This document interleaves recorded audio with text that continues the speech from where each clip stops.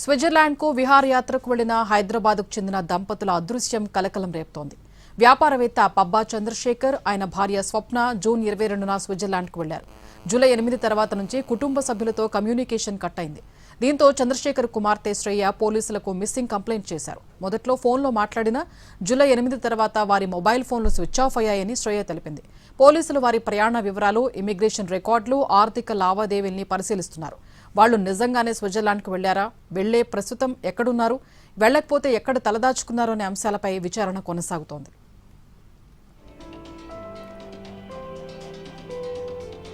పబ్బా చంద్రశేఖర్ దంపతులు 60 మందికి పైగా వ్యక్తుల నుంచి సుమారు 50 కోట్ల రూపాయల పెట్టుబడుల రూపంలో సేకరించినట్లు ఆరోపణలు వచ్చాయి.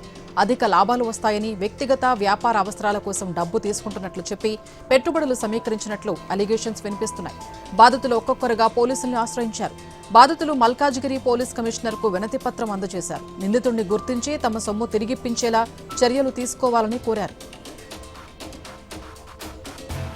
చీటింగ్ కమ్ మిస్సింగ్ కేసుగా నమోదు చేసుకున్న పోలీసులు దర్యాప్తు మొదలుపెట్టారు. చంద్రశేఖర్, ఆయన భార్య అదృశ్యమయ్యారా, లేక ఆర్థిక మోసానికి పాల్పడి విదేశాల్లో తలదాచుకున్నారా అని అన్ని కోణాల్లో దర్యాప్తు కొనసాగుతోంది. దంపతుల ఆచూకీ తెలిసిన వారు సమాచారం ఇవ్వాలని పోలీసులు కోరుతున్నారు.